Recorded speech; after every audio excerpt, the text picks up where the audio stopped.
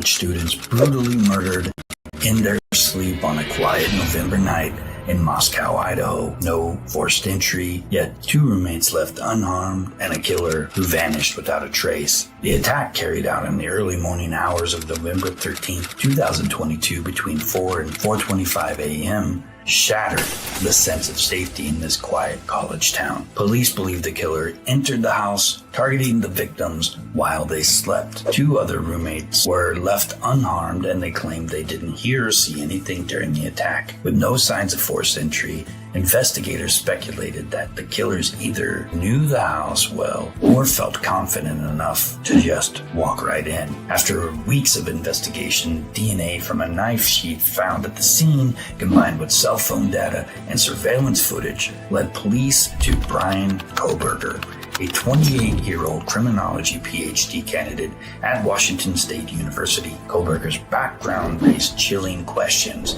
Was this his first crime, or had his obsession with control and violence been building long before that night? His meticulous planning and stalking suggest a killer who may have been perfecting his methods for years. This case may be just the beginning of what we learn about Bryan Kohberger. Could there be other victims whose stories remain untold? As the trial unfolds, one question looms larger than all of the rest. Was this a one-time act or the work of a serial killer hiding in plain sight? As always, stay safe, stay vigilant, and always question the truth.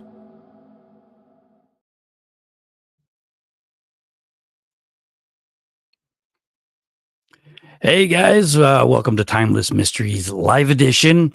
How's everyone doing on this Saturday evening? I spent most of my day working on a few things, but I kept getting these notifications about Bryan Kohberger. So I ended up here with you guys doing a bonus live stream. I hope you guys enjoy this. I'll be here today without Jennifer from Crafted Evidence Podcast, but she did want to be here. She just couldn't. So I hope you guys enjoy this anyway. And I will try to check the chat. I know that I have a habit of not doing that. But don't forget to hit the like button and subscribe and share and click the heart button. I don't even know what that thing is called, to be honest. Yeah, but you guys know what I mean. So I hope you guys enjoy. I've kind of written this out, so this will be a little different since I don't have a guest here with me. So I'm just kind of going to go through some things. I'm going to try to take breaks so we can talk about it. But I've got a lot of information here. I think most of you have already heard that there have been updates on the Idaho 4 case. I see Lauren says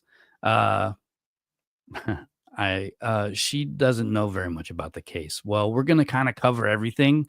Yeah, it's Saturday. I didn't feel like wearing a suit. I'm wearing shorts too. It's kind of a nice day outside because it is still daytime here, 6 p.m. in Alaska. But anyways, I'll just get started and kind of go over everything. There are new updates on the Idaho 4 case. You won't believe what's trickling out of the courtroom. In the last few days, a flurry of court filings in the Bryan Kohberger case has revealed startling evidence and intense legal maneuvering. Prosecutors disclosed that Kohberger's online activity shows he purchased a K-bar military-style knife, a sheath, and a sharpener about 8 months before the murders. Even more chilling, they allege that he searched online for that same type of knife in the days after the killing, as if he's checking the news for the missing weapon. Gail, where are you from? It's noon on Sunday already. That's interesting. Yeah, I know most of you guys are like on the East Coast at least, but if it's already tomorrow, that means you're on the other side of the world. Australia, yeah. That's cool. I'm glad to have you guys here. So before we get started into all of the details here, so this is important information that the defense obviously doesn't want this information to be admissible. Um, the prosecutor obviously wants to show that this guy purchased this stuff um, at a time, that this is a premeditated crime. um, where was I? Yeah. And the scary thing though, as I just said, he searched for that same knife after the killings. You know, if he didn't do this, that's a pretty significant coincidence, I think, considering police were looking for that same knife. The court documents also indicate he bought a black, and if I can pronounce this thing, a balaclava, balaclava. It's a ski mask, but it's got a fancy name that I have a hard time pronouncing. But he bought that in January of 2022, almost a year before a surviving roommate said she saw a man wearing that same mask. These details paint a picture of a calculated preparation. The accused killer allegedly armed himself long in advance and may have even monitored the aftermath of his crime. Yet, the new evidence isn't coming in unchallenged. Kohberger's defense attorneys fought to exclude the records of his online purchases, arguing that the shopping history might be misleading or prejudicial. They suggest that algorithms pointed him to these items, or that simply curiosity would have pointed him to these items, not guilt, um, and that those things would explain why he clicked on them. However, the judge has denied the motions to suppress this evidence, meaning the jury will likely hear about the knife, the sheath, and the mask tied to Kohberger, and they will be the ones who actually determine whether or not these items are enough to assign guilt or innocence.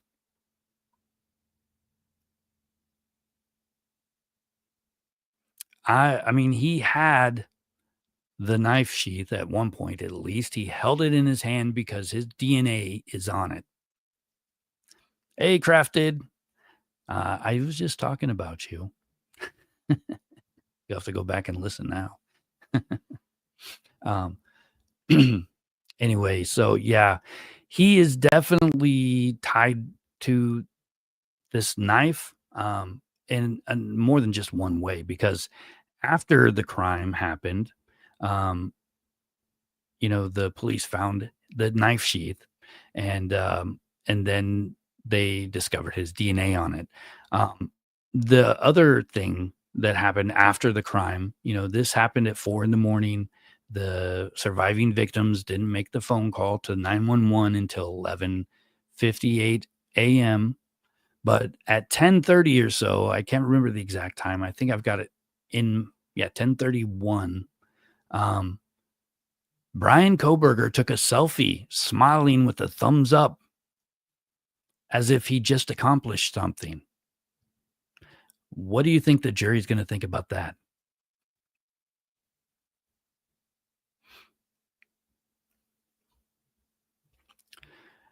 So, yeah, let me get back to my script here.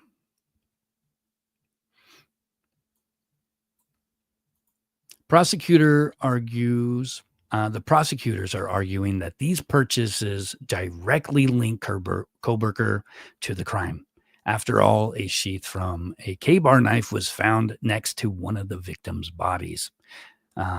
The roommate, one of the surviving roommates, saw a masked man inside their home. I want to note that she did not call 911 immediately, which is odd, and I'm really curious to see how that plays out at the trial. Yeah, that guy, I don't know, maybe he's not on drugs, but maybe he's on prescriptions. You never know. He was a academic, So he at least was functioning. He got through his undergrad and he got a master's degree, and he just began a PhD program. He was in his first semester, I believe. I don't think he actually finished his first semester. But yeah, that image is time stamped at 10:31 on November 13th, 2022, of that same morning that the victims were found a little bit later, brutally slain in their beds. In court filings, prosecutors imply that uh, this shows Kohberger's demeanor right after the slaying, while the defense calls it irrelevant and inflammatory. What do you guys think? Yeah, crafted. I believe it does kind of look like some kind of memento. It's like, success kind of thing. I don't know. Like, why else would he? I mean, imagine maybe at the trial it's going to come up and somebody's going to ask him, why were you in the shower with your clothes on, giving a thumbs up sign for the camera? Was he cleaning off bloody clothes before that? I don't know. I mean, he's in a bathtub.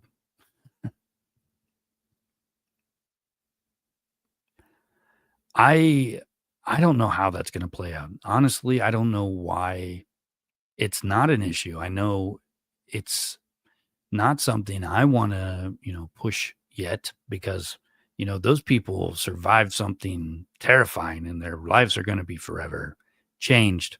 Um, but at the same time, I'm curious why they didn't call 911. I think I found some texts also. There's some, if I can actually get through all of this that I've written here. Um, Let me see. I think I should just read through this because I think I covered everything. And I've got some text messages that we'll talk about where the two surviving roommates are talking amongst themselves and they sound kind of scared. And, it's like, why didn't they call 911 then? Also, um, but, anyways, um, also, there's the evidence of the bushy eyebrows. Have you guys heard that statement from the surviving victim that she saw someone in her house and the only identifying feature that she came up with was bushy eyebrows? And when I look at this guy's picture, I don't see bushy eyebrows. But then again, I don't know. I guess it's kind of subjective. What do you guys think? Do I have bushy eyebrows? Um, yeah, but I mentioned the bushy eyebrows because it's a key descriptor given by the surviving witness. Um, and the defense fears that jurors might latch onto that detail and prejudge Kohberger based off of his prominent brows. Yeah, yeah, maybe. Maybe he does. Crafted says he needs some grooming. And maybe he could go to a barber who, trims your eyebrows. They do that thing nowadays. It is a vague descriptor, but if you look at this guy, let me see if I got a picture I can pull up. I'm having problems figuring out. Like I thought I was going to pre-plan this one, and I thought I had images that I could share easily, but I can't seem to find them. And well, actually, now there they are. So let me see if this pops up. Those look like bushy eyebrows to me. What do you guys think?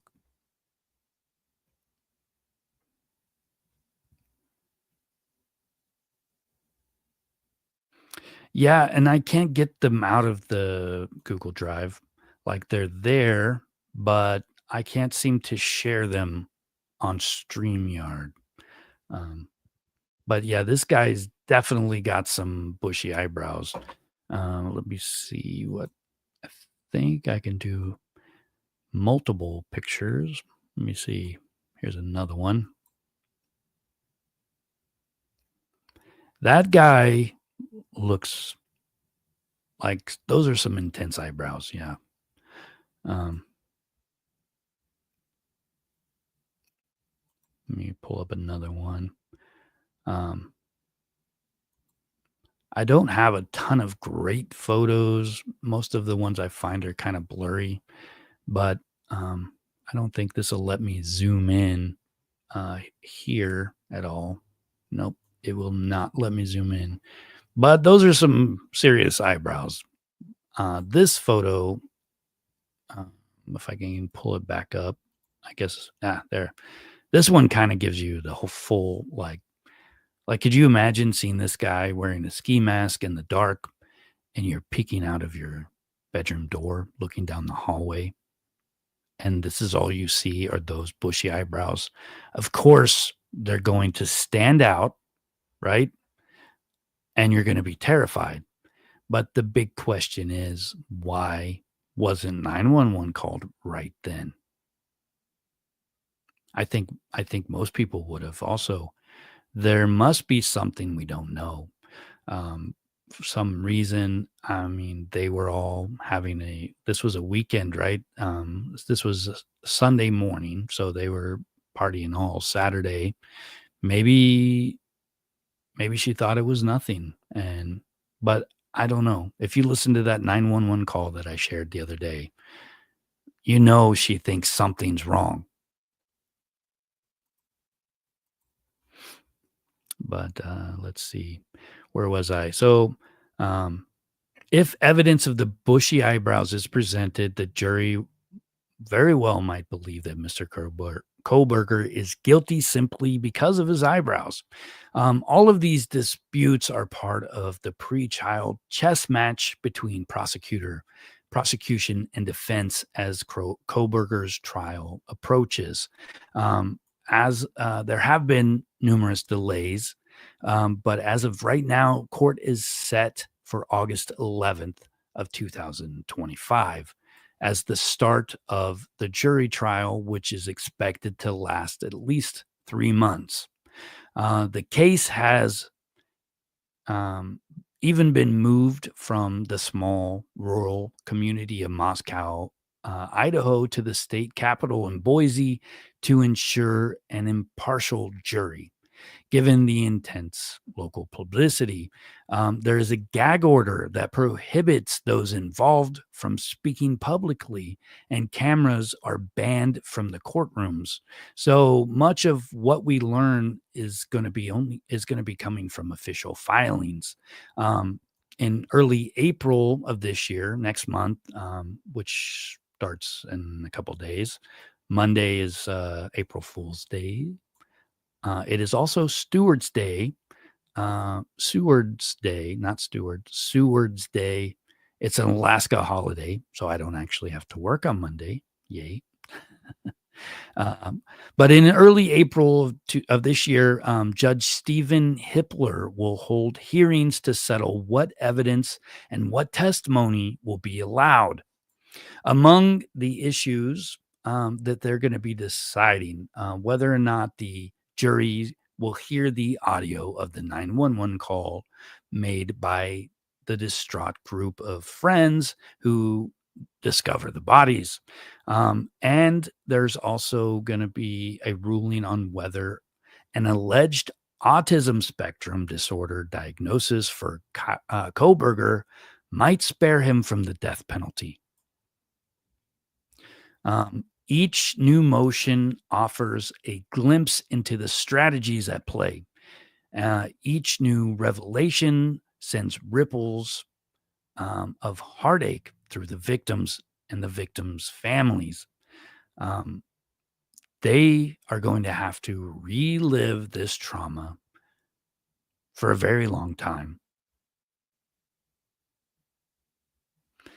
And let's see, I'm going to check the chat because I always forget to do that. Let's see.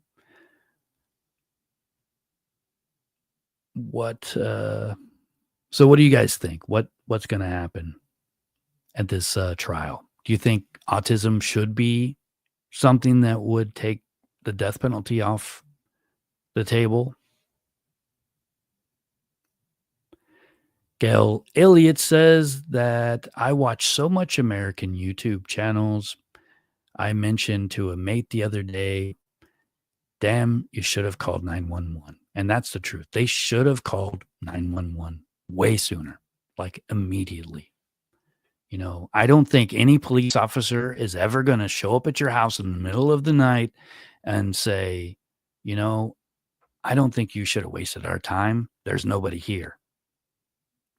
That's their job. That's what they chose to do as a career. They actually want to help you. Um, Obviously, you can't lie. You can't call 911 and say, hey, something's happening, and nothing's actually happening. But if you think something's happening, you should definitely call 911. Because if they'd called 911 right then, the police likely would have found Bryan Kohberger a lot sooner. But I'm just not so sure about this autism and whether or not it should play into whether or not the death penalty is on the table or not. Because if he is, a high functioning autistic person, I guess that possibly that will make him look a little creepy, off putting to the jury. So they might assume that he's guilty just because his eyes are shifty compared to normal someone who's not autistic. There's just in autism is on the spectrum is hard to describe. It's not one thing. It's like a variety of things. And, there's like different intensities on how autistic you are. When I think of autism, I think of Rain Man. There's other examples I've seen in movies and stuff, but that one stands out the most. I've known people who are high functioning autistic, and I guess what I notice from them is that they're ordinary people. They're a little stiffer than normal. They think about things just slightly different than everyone else, but they're not necessarily like scary or anything. I don't think that it should. In this case, you're right. Maribel says that he was in a PhD program. And that's a good point because he is an intelligent person. He's able to complete his, homework. He's able to, pass the tests. He's able to interact with his professors and everything. That shows that he's functioning fine in social settings. And I don't see if he didn't function in social settings, I don't see how that would change anything. But, I'm glad that I don't have to make these decisions. I know the judge is going to have a very hard time making these decisions. But let's see. So yeah, these are some of the strategies that are at play. And in August, we should find out a lot more information. But to truly grasp the weight of these developments, we kind of need to look back at where this all began. A night of unfathomable terror in a quiet college town. In the early morning hours of November 13th, 2022, 4 University of Idaho students were stabbed to death in a rental home near campus. Each victim, Madison Mogan, and I apologize if I get these names wrong. Madison Mogan was 21 years old. Kaylee Goncalves was 21 also. Xana Kernudel was 20, and Ethan Chapin was 20. They were all close friends. They were enjoying their final years of college. 2 of them, I believe, were seniors in college. Madison and Kaylee actually grew up together, and they were inseparable. And I think in my last video that I did on this, I represented where the bodies were found, because these two were actually found in the same room, even though they had separate bedrooms. Um, but they were found in um, the same room, and then Ethan and what was it? Ethan and Xana were found in the other room. And I believe the 911 call was they were opening the door to that room with Ethan and Xana in there. And that is just one disturbing 911 call. Like it really breaks my heart too. Yeah. Crafted says, so heartbreaking. Parents said they died holding each other. That is an image that just like wants to rip tears out of my eyes, man. It is terrible.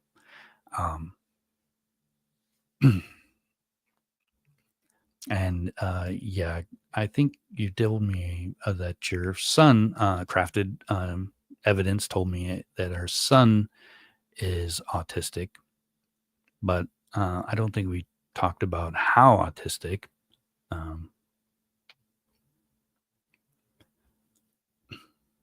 I used to worry my kids would be autistic when they were growing up. I would read these books because I read a lot, and I know I'm changing the subject, but I just need a second to not think about these students who were holding each other when they died. But my kids, I would read books about parenting to kind of understand what to expect. I was a stay-at-home dad, and I got to spend every second with them. And it was amazing. And, the funny thing is, I was looking for, like, they say raptor hands or something like that, or if he walks on their tippy toes, those are like signs of autism. And I worried, neither of my kids, I don't think either one of them are autistic, but, I looked for those signs. I read about it. And I don't know, I guess I'm just lucky, but, yeah, I got to spend 5 years of my life basically studying child development, like, firsthand, because that's how I kind of approached it. I would read about it, then I would see how it happened in real life, kind of thing. And I had tons of videos of my kids when my first son was a year and a half older than my second. And I had 2 or 3 terabytes of video clips of my first son, and the hard drive got smashed. So I lost 6 months of, his development, but it was still fun. And I still, remember how it was. And I don't think any of those videos were actually interesting to anyone but me. But, you know, I was watching and I was analyzing and I was trying to do everything I could for my kids when they were growing up. But anyways, let's get back to this. I think I've had enough of a break. Sorry about that, guys. But yeah, so Madison and Kaylee grew up together. That Saturday night, they they were filled with normal college routine stuff. They were Xana and Ethan went to a fraternity party. Madison and Kaylee went downtown to a bar, and then they were last seen on camera at buying a late night snack at a food truck around 2 a.m. All 4 of them were at the home off campus on King Road, that the 3 women shared with 2 other roommates. The house tucked into a neighborhood of student rentals. It should have been a refuge. Instead, it became a scene of a quadruple homicide. Sometime between 4 a.m. and 4:25 a.m., as the victim slept, a killer wielding a large knife descended upon the household. Autopsy findings later showed that the students were likely attacked while sleeping in their beds, with some signs of waking only long enough to put up a futile resistance. There are some defensive wounds um, before they sub- succumbed, before succumbing to multiple stab wounds. The brutality was extreme. Each victim was stabbed numerous times in what can only be described as a frenzy yet purposeful rage. One can only imagine the chaos and the fear that erupted in those moments. Yet, two people in the house survived, the other roommates, who were asleep on the ground floor. They were left physically unharmed. One of them identified um,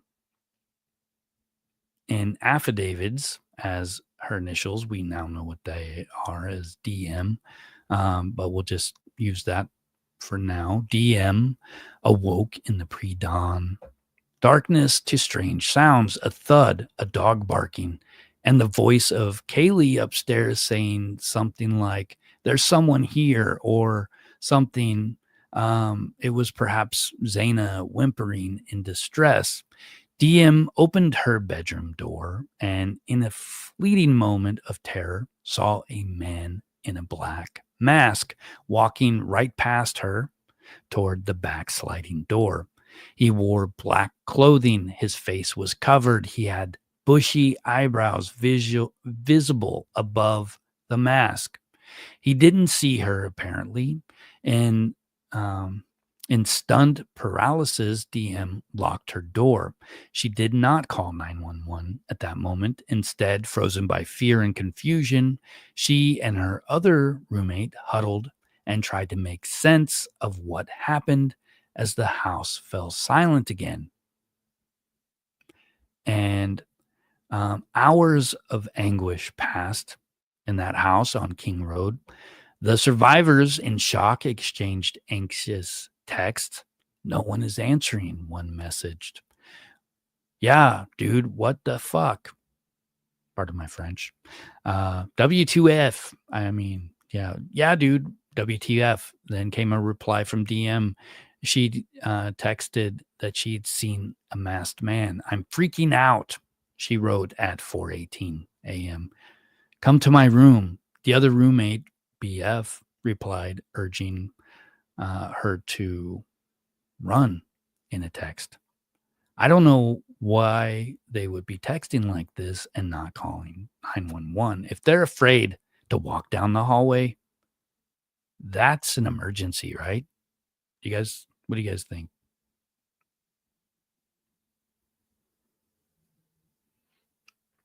I would have called 911. I just know I would have called 911.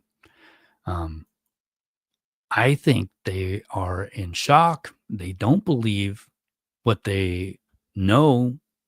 You know, I think it's an unconscious knowledge. They know something happened, but the shock won't let them acknowledge that it was enough that they needed to call 911 in that moment.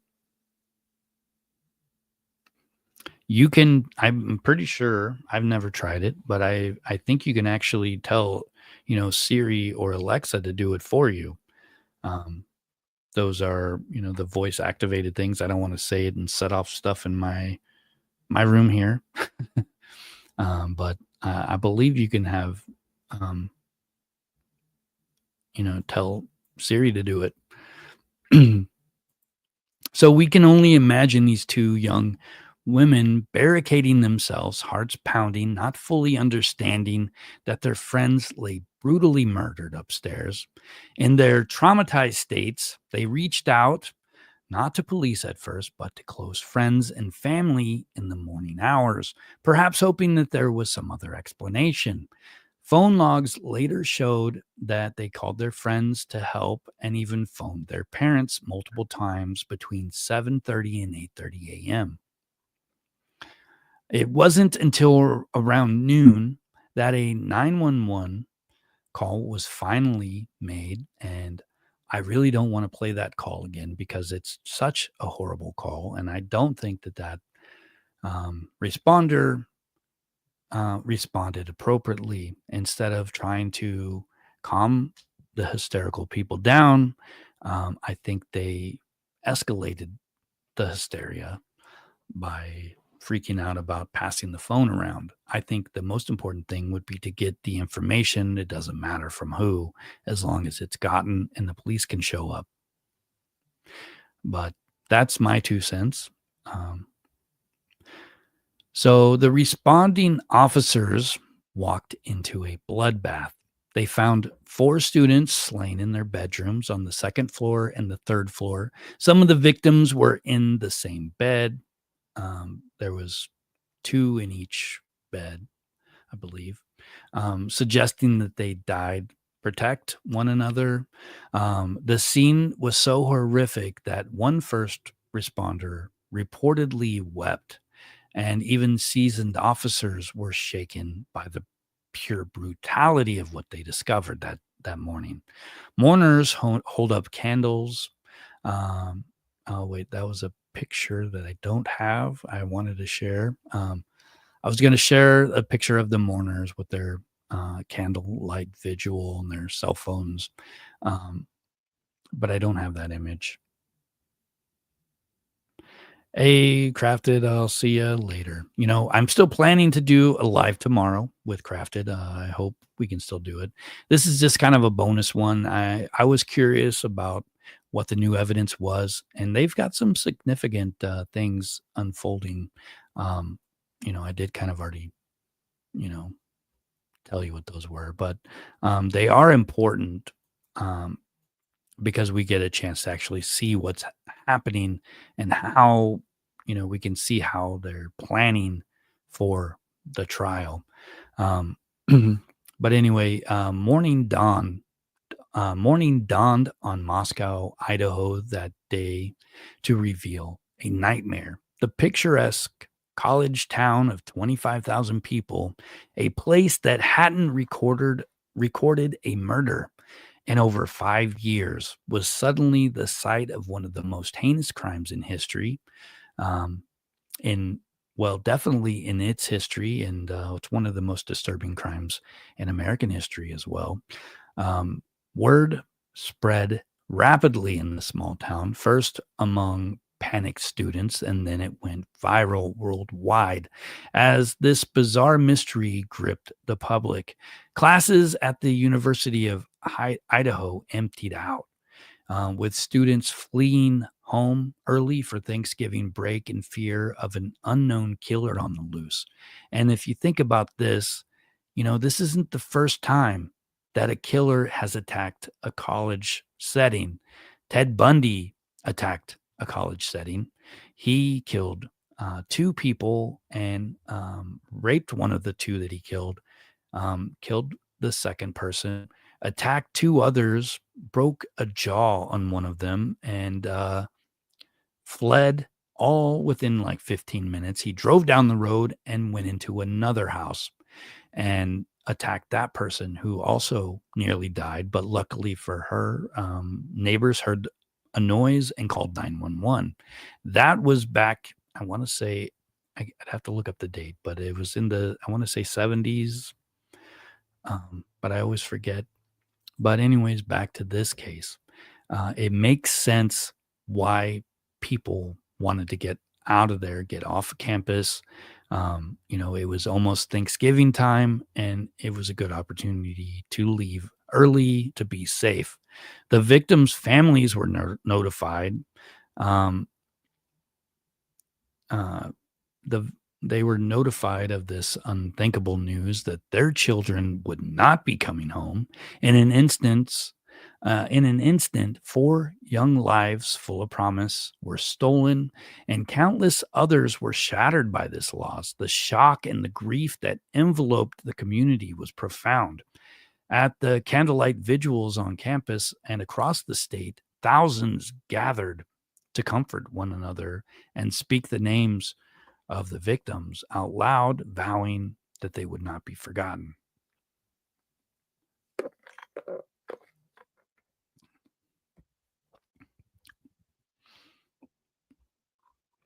So yeah, this is um this is gonna be an interesting trial.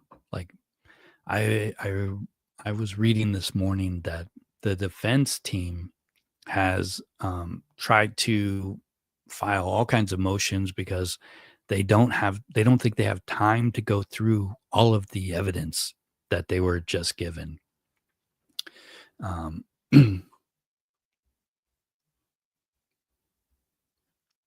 yeah, thanks, Gail. Yeah, crafted. She definitely adds something to my live streams. I don't feel as awkward. Um, I like having somebody on the show here with me, that helps me stay on track, helps direct the conversation. Um, I try to write a script or an outline, but it's hard to kind of stick to it. And I don't think I'm as entertaining by myself. I don't know. What do you guys think?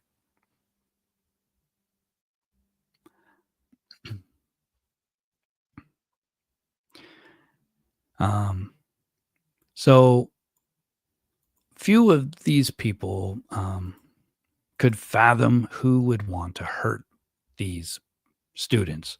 And for 4 weeks, fear hung over Moscow like a mist as everyone asked who could have done this. Thank you, Maribel. Hey guys, don't forget to hit the little heart button. Let the algorithm know that you guys are still watching. It also sometimes shows up on my screen. Sometimes I can't see it because I've got a Word document open, but uh, thanks, Gail. Yeah, I'm glad you guys enjoy this.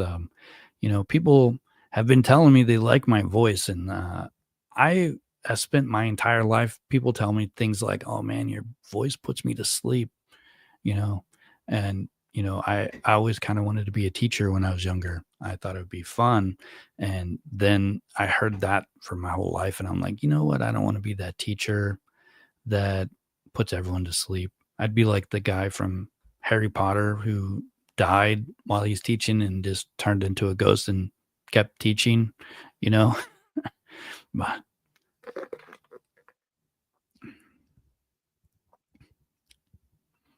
yeah, thanks. I appreciate it.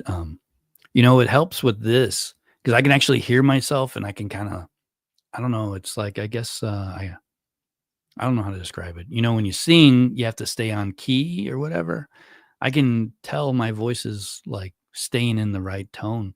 And it does help a lot. I think it maybe looks a little weird, but um, yeah. But I enjoy it too.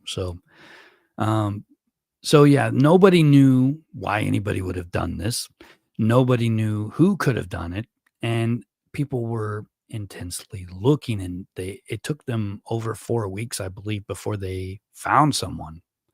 Um, Finding those answers became the mission of a large investigative team from the Moscow Police Department, the Idaho State Police, and even the FBI. At first, concrete leads were scarce. Authorities faced an immensely complex crime scene, a house frequented by many college students, um, was now contaminated with a jumble of fingerprints and DNA from partygoers and innocents. So, how do they sort through all of that and find the one fingerprint, the one bit of DNA that proves who the killer is, right?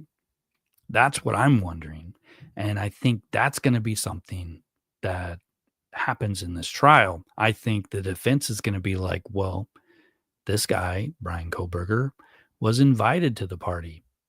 And, he was at the party. And at the time that he was at the party, he had a knife and somebody stole it. I mean, I don't know what they could. I mean, I don't know. Does anybody here know a lawyer that can tell us whether or not like the defense can just totally fabricate something um just to kind of prove beyond shadow or prove there's doubt, put doubt in the jury's mind? Are they even allowed to do that? But I mean, it is plausible that, say Bryan Kohberger went to this party, and then, he's hanging out at the party, he's showing off his new tool, and then somebody snags it and he doesn't notice.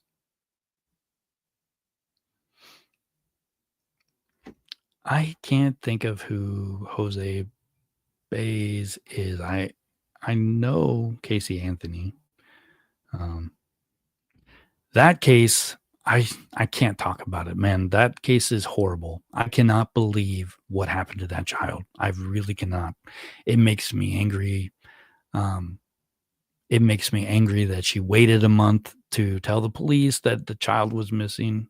Oh, her lawyer. Okay. That's why I don't pay attention to lawyers' name, the lawyers' names too much. But yeah, they, I think, did kind of fabricate some stuff with her dad possibly being the guy who killed the child. That was weird, if you ask me. Um, why would she say that, at a trial, other than to just, remove the, to put the doubt in the jury's mind so that they can take, the evidence that they've got and think, well, I have a doubt. you know, I know that the father um, was always denying it.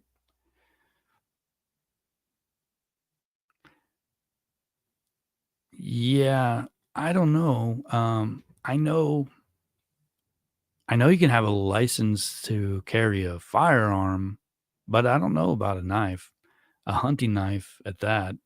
That is But yeah, that's a good point. Gail Elliott says that I know here if you take a knife out in public, and Gail is in Australia, if you take a knife out in public for whatever reason, it's intent and can be charged. So in Australia, carrying a knife can put you in jail. Um, but in Alaska, you can get a permit to carry firearms. I was a pharmacy tech for a long time, and I was you know, working at a grocery store pharmacy, and you would see guys who had this like weapon on them. Even back when I lived in Arizona, that state also has a carry law where you can get a permit to carry, and you can carry firearms legally. It can be on a belt like a police officer, basically, and you would see that as well. And I don't know exactly how many states allow that here in the U.S., but um, for most places, I think you can get a permit and you can carry stuff like that. I don't know about knives. I know when I was a kid, I remember something about if you had a knife that was longer than 3 inches or something like that, but I don't know what the law is.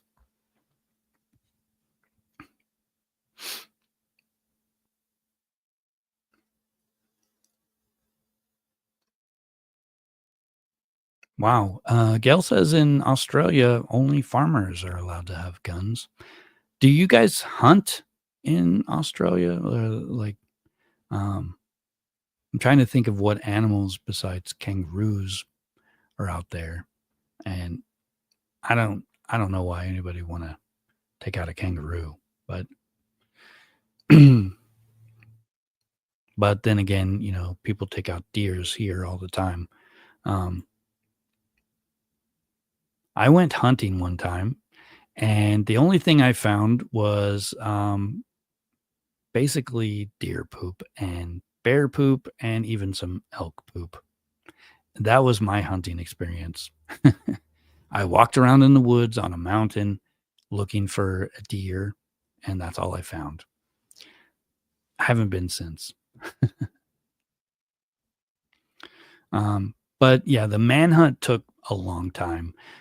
And where was I? The police, there was the Idaho State Police, there was the city police, the state police, and the FBI there.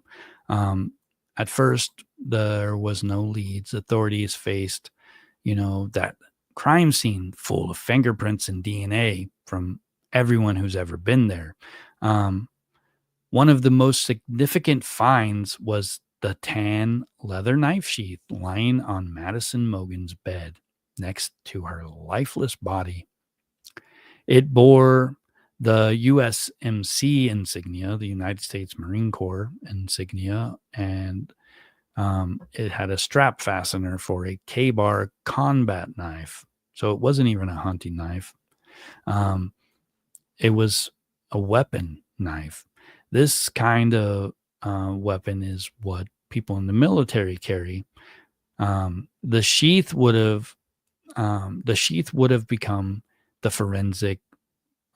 This sheath would become the forensic linchpin of this case, assuming that they don't find the actual knife. The Idaho State Crime Lab discovered a single source of male DNA on the sheath's snap. It didn't match the victims or anyone in the CODIS criminal database. I believe that's the FBI's database. Anybody know what the CODIS is? I can't remember at the moment. But the investigators believed that it was their suspect's DNA. The only unknown male DNA found amongst the victims. As detectives quietly pursued DNA leads, other clues surfaced. The neighbor's security camera and the campus surveillance footage from early that morning captured glimpses of a white Hyundai Elantra repeatedly cruising by the vicinity of the house on King Road around the time of the murders. Hey, Vic Star. Vic Star says the sheath only found Bryan Kohberger DNA on it. So if it was planted, it's odd that no one else's DNA was on it. That is a very good point. But if you go with that, why wasn't there more of Bryan Kohberger's DNA on the rest of the sheath? You know, he would have touched everything, not just the snap, right? But it's a good point. Why was there no other DNA? Was it wiped clean except for the snap? It seems like these murderers think about this stuff. They're meticulous, right? And then they forget something small. And, because they're narcissists and they believe they're not going to make a mistake. They're not going to, they're going to make mistakes eventually. Hopefully anyway. But yeah, that's a good point. There was no one else's DNA on there. So if somebody did steal the knife and plant the evidence, they were obviously wearing gloves, or, it belonged to Bryan Kohberger after all. And maybe he was wearing gloves, but he forgot to wipe off the snap. I don't know how much DNA was on the snap, but you're going to basically, use your thumb to kind of push on something to snap it open. So it doesn't seem like there would be much of anything there. I don't think I would have ever thought to wipe my fingerprint off of a snap that isn't going to have anything on it. But DNA, skin cells come off your hand, Maribel says, I think that's why BTK was trying to buy another. Where'd it go? It moved. BTK or Bryan Kohberger. BTK was Dennis Rader. But Bryan Kohberger may have been trying to buy another because he did look for another one after the murders had happened. BTK. You're talking about BTK. I'm trying to read this carefully. Lost. Did BTK also lose a knife sheath? Oh, BK. Bryan Kohberger. Okay. Yeah, okay. That's what I thought. That's what I thought at first. And I was like, BTK? No, that's not right. Yeah. Yeah, that's I understand. I hate autocorrect. I remember when there was no autocorrect and how I would mess up text. But then when autocorrect came out, I was like, wow, this is great. And then I don't know what it was, but every time I typed a certain word, the word cucumber would come out instead. And it was just this like inside joke between me and my friends. And we wouldn't call it autocorrect, we would call it auto cucumber. Um, I don't know, but it seems that it's gotten worse instead of better. You'd think it would have gotten better by now. Um, but yeah, so they see a white Elantra, a Hyundai Elantra, cruising around. Around the time of the murders, one camera recorded the car speeding away from the neighborhood at a roughly 4:20 a.m. Its headlights were off, fleeing into the night. This was a huge break in the case. If they could find that car, they might find the killer. The police issued a nationwide being on the lookout for a white Hyundai Elantra between the years of 2000 and 2013, and tips flooded in. I think I read that there was somewhere between like 2,500 of these things in this general area that were registered to people. Um, so they had something, but if you're looking at this from an investigative standpoint, that's still a needle in a haystack. Um, there, it left the tips flooded in, of course, and left um, detectives with all these possibilities. Meanwhile, the survivor's account of the intruder, his build, his bushy eyebrows, his quiet but confident stride, gave investigators a vague suspect profile. The FBI's Behavioral Analysis Unit also joined the probe, likely to examine the crime scene and the offender's behavior for patterns. This crime was extraordinarily rare. An apparent stranger on stranger mass murder by stabbing. It didn't fit into nearly any common categories of domestic violence or even a gang crime. The choice of weapon, the ferocity suggested an offender either consumed by personal rage or pathologically detached from empathy. By mid December of 2022, as forensics analysis worked overtime, investigators began to connect the dots in a way that would crack the case open. They discovered that by pure happenstance, a Washington State University campus police officer had spotted a white Alondra and ran its plates a few weeks after the murder, not knowing its significance. The car belonged to Bryan Kohberger, a 28-year-old PhD student studying criminology at WSU in Pullman, Washington, just across the state line, a 15-minute drive to Moscow, Idaho. When Moscow police looked up Kohberger's driver's license information, they were struck by one detail. Can you guess what that was? Kohberger's license described him as weighing 185 feet tall, 185 pounds. He was 6 feet tall with bushy eyebrows. The very feature that the victim DM had noted on the masked man that stood out to detectives when they looked at Bryan Kohberger's ID. He also drove the exact make and model of the car seen by witnesses. With a possible suspect now in sight, investigators moved quickly but quietly to build their case against him. A key puzzle piece fell into place when agents obtained cell phone records for Kohberger's phone. The data was stunning. While Kohberger's phone was not active anywhere near the murder scene during the critical window.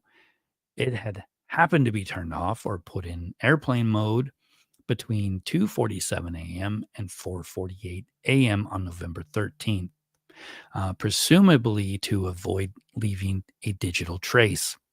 Historical records showed his phone had pinged cell phone towers near the victim's house at least uh, uh, for at least 12 times in the months before the murders. Most of these pings occurred late at night or early in the morning. He has a master's degree in forensic science or criminology, right? And he's got in a PhD program for criminology. Let's see. Vixar says they now confirmed it was off during the crime. Yeah, I've heard this a lot, that the phone was likely in airplane mode, at least for months. This case happened a couple years ago already. It seems like it's a very recent thing, um, but it's already been years since this has happened. Um, but have any of you guys heard the rumor that Kohberger was out stargazing? Um, and that's why he was in Moscow. If you look at the scenery in that area, it would be a great place to stargaze, but there's one problem with what he said or his attorney said, or even if it was a rumor, there's one problem with that theory. Because on the night of this, it was cloudy. There would have been no stars. It was a very um, poor alibi, if it even was one. I can't confirm that. I know I've heard about it on several other like YouTube channels where they mentioned it, but I don't know where it came from. If something that maybe the defense put out there, or if somebody just happened to say it at some point, I don't know. But even if it was an actual alibi, it was not a good one because it was actually cloudy that day, and you can look up the weather um, on this day. Let me see. I don't know. I think you just Google the day. What was the weather on such and such day? And I'm pretty sure um, you'll get a reasonable answer as long as it wasn't, 200 years ago or something. Where was I?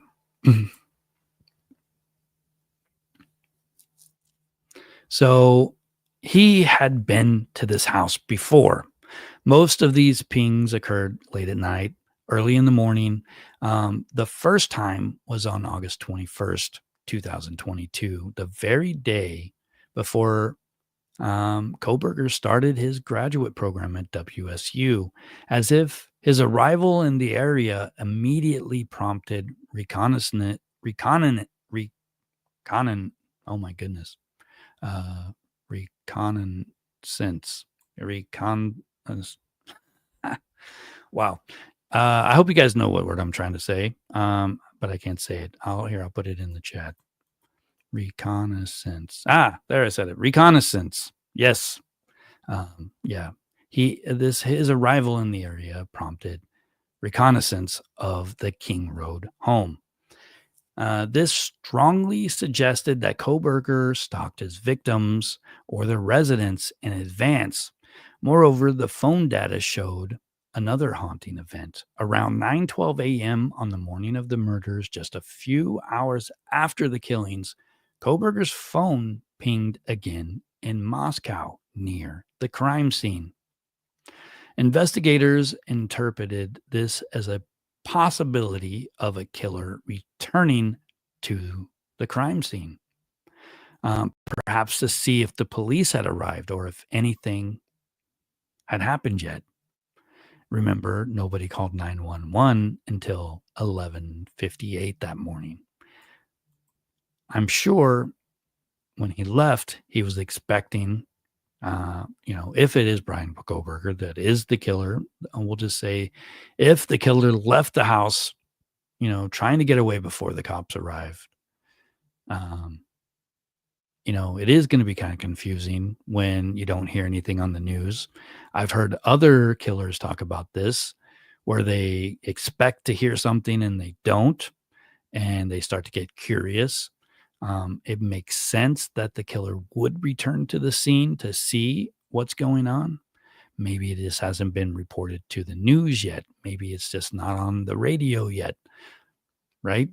Maybe the police are still there and they won't recognize me driving by, seeing what all the fuss is about, right? Um, I just recently wrote about Edmund Kemper.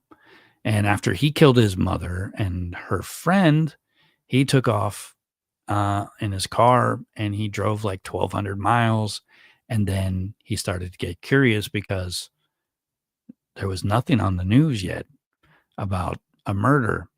And so he actually called the police to tell him about the murder, and the police didn't believe him.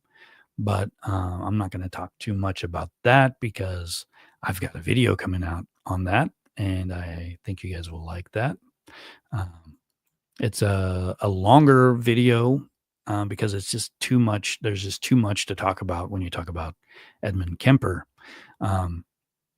So be on the lookout for that one. So yeah, Bryan Kohberger comes back to the house around 9:12 in the morning. Investigators were not aware of the murders yet. The 911 call wouldn't come in until almost noon. If Kohberger was indeed the killer, he had the grim audacity to come back to the house while his victims lay dead inside, then slip away again unnoticed. All these strands, the car, the cell phone, the DNA, we're weaving together them into a damning tapestry. In late December, police got a search warrant for the cell phone location data for Kohberger's apartment and WSU office, where they believed the missing cell phone hours indicate he was driving during the crime scene. Meanwhile, the FBI trailed Kohberger as he had left the area. The fall semester at WSU ended, and Kohberger had driven his white Hyundai thousands of miles across country to Pennsylvania to spend the holidays with his family. In fact, he made that trip with his father, who had flown out to accompany him on the drive. Unbeknownst to them, the police were tracking their movements that whole day. Along Interstate 70 in Indiana, a state trooper dash cam video recorded Kohberger being pulled over, supposedly for tailgating, on December 15th. The stop was brief and no ticket was issued, but the body cam footage later showed Kohberger's hands, possibly to check for cuts, and captured his face and demeanor when he was still just a person of interest. By Christmas, surveillance teams watched the Kohberger family in Albrightsville, Pennsylvania on December 27, 2022. Investigators made a crucial move. They quietly retrieved trash from Kohberger's household garbage cans and sent it to the Idaho State Lab. From this trash, they obtained DNA from Kohberger's father. The results came back as a near certain match. The DNA on the knife sheath was statistically 99.9998% likely to have come from the son of that man. In other words, it was virtually confirmed to be Bryan Kohberger's DNA. And it was found at a crime scene where 4 people were killed.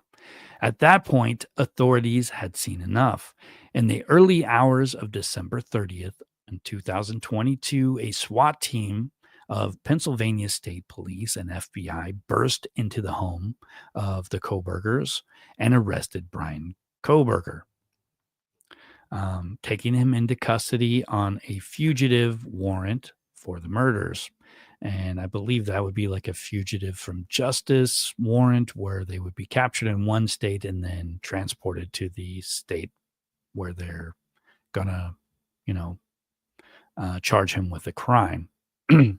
He was found awake in the kitchen wearing shorts and a t-shirt, protective goggles, protective gloves on his hands, and reportedly in possession of a knife and surgical style masks. The arrest was swift and shocking, both to the public, who learned that a criminology PhD student had been charged with these savage crimes, and Bryan Kohberger's own family, who insisted that their son could not possibly have been involved. Kohberger himself waived extradition, telling his Pennsylvania public defender that he was eager to be sent to exonerate himself. That seems weird to me. I don't know if it does to you guys, but to tell authorities that you're eager to exonerate yourself, I don't know. Maybe he really was trying to see what it's like to be a killer and he did it. And, yeah. Did he really? I don't remember hearing that. I know he escaped. Bundy escaped a couple times. He tried to be his own attorney. He was in law school, but he didn't graduate. He's a very well-spoken guy and very likable until he turns off his fake mask and becomes the monster who he really was. And he would literally bite his victims. I can't believe that guy. I don't know if you guys want to watch more about Bundy. I made a video and I think it's pretty, I cover basically one of the murders. And one of the nights that he murdered and attacked people, but he was a different kind of serial killer because he was nomadic. He was a traveling killer basically. And I just wrote about Israel Keys, who was also a traveling killer, and I swear that guy is probably the scariest killer next to Jeffrey Dahmer in my mind, because he just jokes around with the police while he's being interrogated. And he's like asking for Snicker bars and stuff to give them information. But that's also coming out soon, hopefully. The case that law enforcement laid out in an affidavit for Kohberger's arrest was nothing short of extraordinary. It detailed the eyewitness accounts to the masked intruder, the surveillance video of Kohberger's car, and the cell phone records showing his suspicious movements, and the DNA evidence linking him to the crime scene. Investigators had also unearthed other clues. Kohberger's apartment garbage had traces of his obsessive cleaning. He apparently tried to scrub his car inside out, and neighbors recalled seeing him wearing surgical gloves outdoors after the murders, even late at night, and meticulously separating his trash, likely to avoid leaving his DNA on anything. They found a cache of dark clothing, a collection of knives, and footwear matching a latent shoe print left at the crime scene, a van sneaker print discovered outside one victim's room, though such details would surface later in discovery. This was also a picture I don't have, fortunately. I have all this stuff somewhere, but I just can't get it.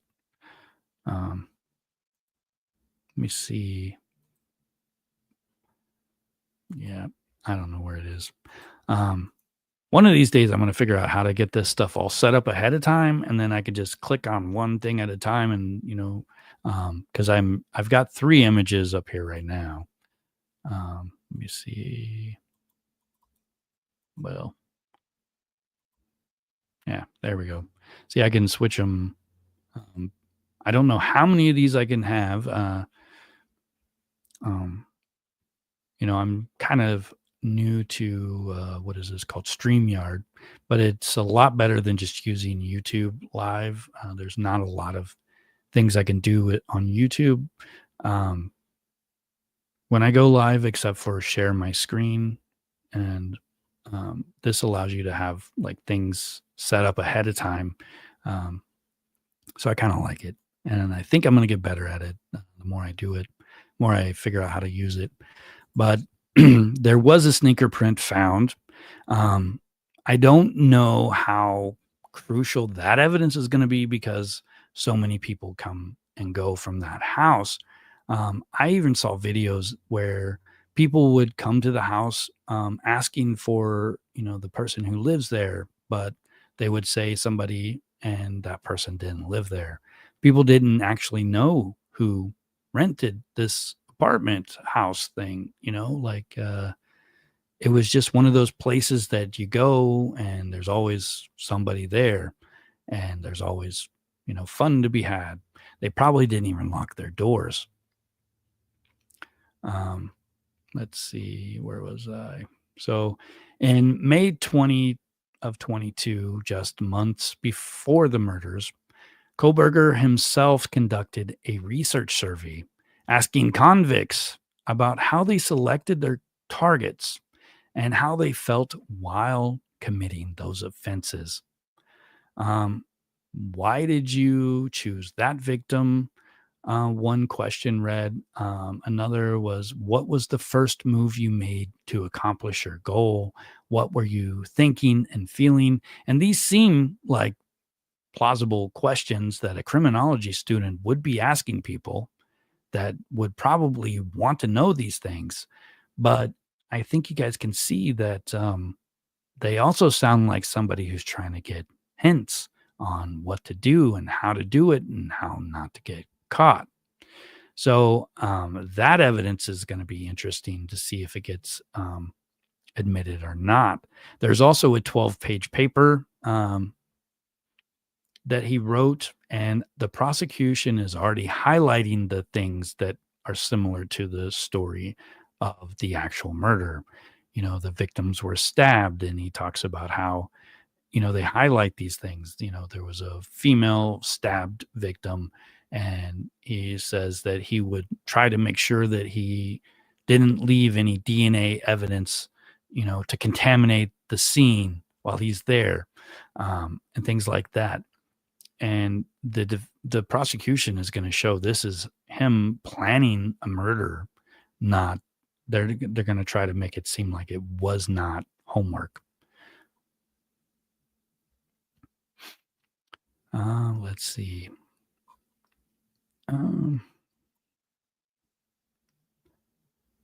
Where was I? Sorry, guys. The arrest of Bryan Kohberger answered the who, but the why kind of remains elusive. How could someone seemingly bright, accomplished, butcher 4 strangers in cold blood? Profilers and psychologists have offered theories drawing from patterns of other violent offenders. One glaring aspect of this crime is the use of a knife as a murder weapon. Unlike shootings, which can be impersonal and done at a distance, stabbing is close up and intimate. As one retired detective says, a person who kills another human being with a knife is an entirely different animal. Stabbing requires you to be right on top of your victim, often pressed right up against them. You look at look them in the eyes as they plead for their lives. Indeed, evidence suggests that at least one of the Idaho victims may have briefly awoken, begged for mercy, and the killer was calm enough to reassure her it was okay. And I don't know if you guys have heard this, but there's I don't know if it's a rumor because I haven't seen the official statement, but there is a statement that one of the victims heard the killer say, "It's okay, I'm here to help." I don't know if anybody can confirm that's real, but if it isn't, it's pretty scary. If it is, it's very scary. Um, I know they haven't released all of the details. A lot of everything that was initially like out there has been like marked over and you can't read it anymore. Um, but let's see. This level of composed brutality points to a specific kind of offender. According to the FBI Behavioral Analysis Unit, psychopathic offenders feel no empathy or remorse for their victims. In their minds, the victim's fate is irrelevant. Can you believe that? It's irrelevant. They often blame the victim for being in the wrong place at the wrong time and remain coldly focused in their own goal. It appears the intruder in Moscow demonstrated such traits. He carried out the murders methodically, one by one. He walked away seemingly unfazed, even taking the time for a cheerful selfie later that morning. What does it say about the killer that he chose a knife?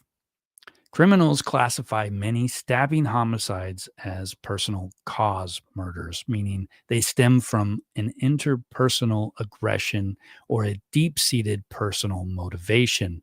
However, in this case, the victims and the suspects had no known personal relationship. But see, I don't know if that's actually true because I've heard that somebody was stalking one of the victims.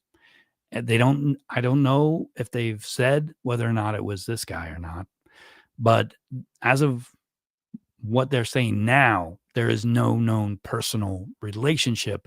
This was not a jilted lover or an enraged family member.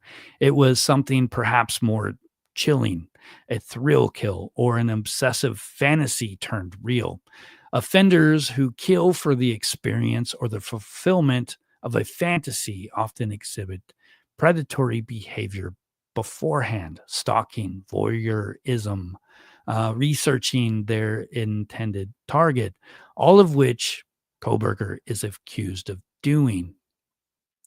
The fact that he was a criminology student cannot be overlooked. He knew how homicide investigations work and may have been inspired by notorious criminals he studied. In an essay or a forum post recovered from his digital footprint, Kohberger allegedly wrote that he felt little emotion and can do what and he could do whatever I want with little remorse. I have not seen this paper, but I've heard this several times on other news sites, and I am looking for this. I want to see it. Um, uh, if such statements are authenticated, they align with the psychopathic profile, characterized by grandiosity, lack of empathy, and craving for dominance. There is also there is also the possibility that this crime had a sexual or power-related component. If no sexual assault occurred, many lust killers or power control killers use knives for the visceral intimacy that it affords. However, detectives noted the strange absence of overt sexual violence in this case. The killer had ample time with his incapacitated victims, yet there were no signs of sexual assault. This could indicate the motive was purely the kill itself, the exertion of absolute power over life and death. Some experts have speculated that Kohberger may have been um, an incel, an involuntary celibate type. And if you don't know what that is, You should look it up. It's an interesting thing. But basically, it's the type that have a resentment towards women, especially attractive sorority types like Madison and Kaylee. That remains conjecture, though. No manifesto or direct evidence of such hatred has surfaced publicly, but it's important to bring it up just because of the situation and these people involved. They were, you know, attractive types. Um, and if this were to be true, um, it could identify how and why they were targeted. Um, if it is true, the killings could have been his twisted way of exerting control and enacting revenge against those he envied or felt rejected by. If he is autistic and he does have issues creating, um, emotional ties with people, social like situations and stuff, maybe he has been rejected many times and somehow became overly aggressive. Um, like you can look this up. It is a real thing. And uh, it may or may not come into play here, but I just wanted to bring it up because I think it's interesting and it's a possibility. What we do know is that whoever committed this crime planned it meticulously. He snuck into the house at the witching hour, armed with a fixed blade combat knife, likely wearing gloves and a black mask to conceal his identity. He bypassed or spared the roommates on the ground floor, went straight to the targets on the second and third floor, and struck with lethal efficiency. He escaped into the night within minutes. Such behavior shows elements of an organized killer, one who premeditates bringing weapons and has a getaway in mind. But the act itself, frenzy stabbing four people to death, contains elements of disorganized passion. This case straddles the line, suggesting a predator with a clear mind for planning, but uncontrollable savagery in execution. It's no wonder the FBI's initial profile, which is supposed to be confidential, reportedly suspected a younger male with ties to the area who might have a background studying criminal justice. Kohberger fits that to a T.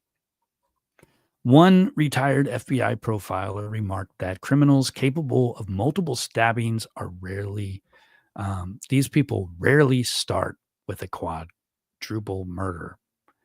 So if you think about that, that would imply that a killer who walks into a house and stabs four people, if this FBI profiler is accurate in his assumption, then this was not his first kill. He may have done this before. So it wouldn't be surprising if there's a deeper investigation into Kohberger's past and uncovers earlier troubling behaviors, perhaps stalking incidents, cruelty to animals, or unreported assaults. However, to date, there's no prior criminal record for violent acts. If this was indeed his first homicide, it makes it all the more baffling and terrifying. A person can go from zero to mass killings in one night. That's scary. It's terrifying. But whether or not, first timer or not, the psychological makeup required to commit these murders is undoubtedly one of extreme pathology. Only someone devoid of normal human empathy or consumed by delusions could witness the pleas of a victim and feel nothing, and even satisfaction. In court, if Kohberger is found guilty, the sentencing phase will likely delve into these psychological questions.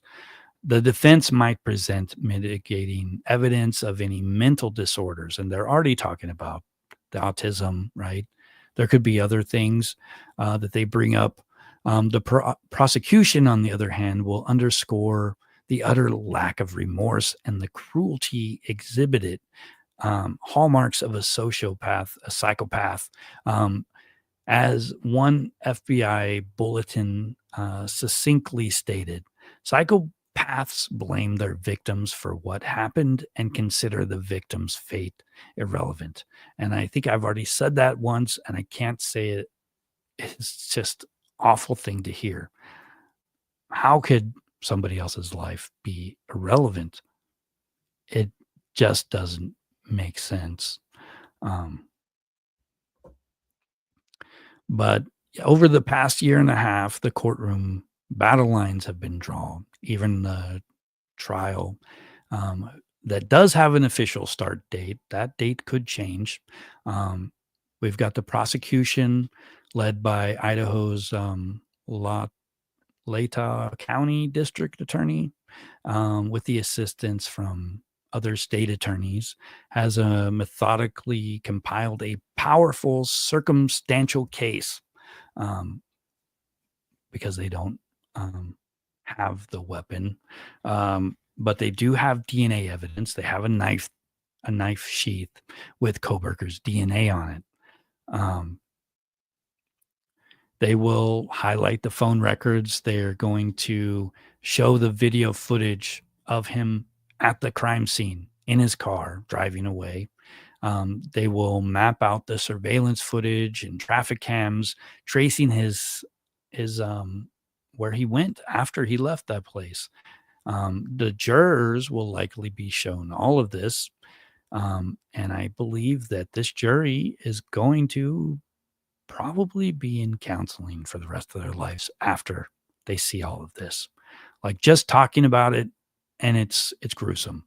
But imagine being asked to look at this evidence, and only this evidence, to make a decision, and the evidence that they show you is just buckets of blood, basically. Your worst slasher movie come to life kind of scenario. Like, it's I don't know. I used to watch horror movies when I was younger. I don't really like them that much anymore, but it's a lot easier to digest fictional horror than to be exposed to real horror. And I really feel sorry for the jurors on this case, because they're going to suffer. And I don't think people realize that whenever there's a murder trial. You know, you've got the victims, you got the victims' families, you've got the victims' friends, but nobody talks about the jury. And the jury is most likely going to suffer, what do they call it? Secondary trauma. Trauma vicariously. I don't know. There's another term for it too, but it's basically secondhand trauma. But anyways, guys, that's basically all I've got. I mean, I've actually got another couple pages of stuff here, but I don't know. I am going to try to turn this script that I've kind of read from into an actual video. But I wanted to share it with you guys tonight, because by the time it gets done in a month, most of this is probably going to be irrelevant. Who knows what's going to be released next week and the week after, and every day up until the trial starts. Let's see. Maribel says, you're trying to see what you guys are talking about here. Sorry, I wasn't paying attention to the chat. I'm scrolling up, going back.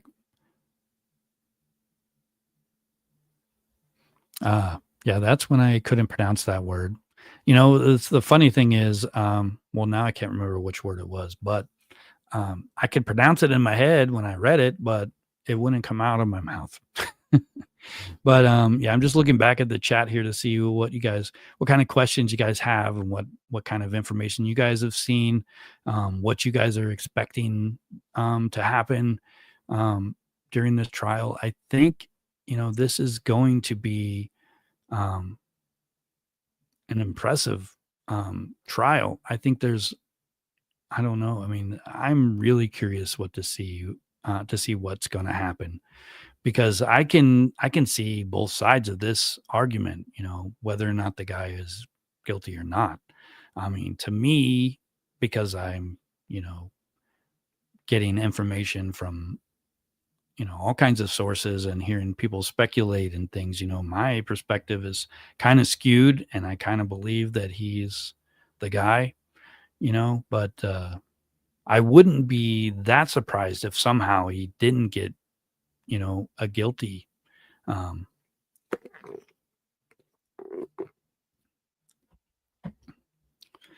you know, um, I don't think people realize how unsafe we really are. Um, we've got our locked doors, we've got, the things that protect us, but there's people out there. They don't look like killers. They don't act suspicious all the time.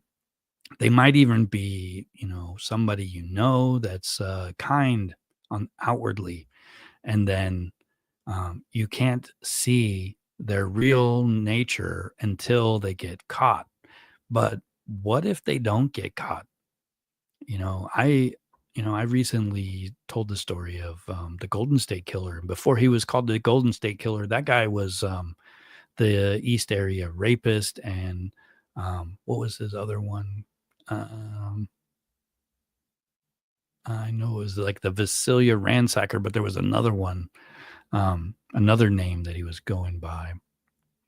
But that guy was scary. He would go and study neighborhoods before he picked a target. Um, it's just terrifying. Those people had no idea they lived in a good neighborhood. Nothing ever happens in good neighborhoods.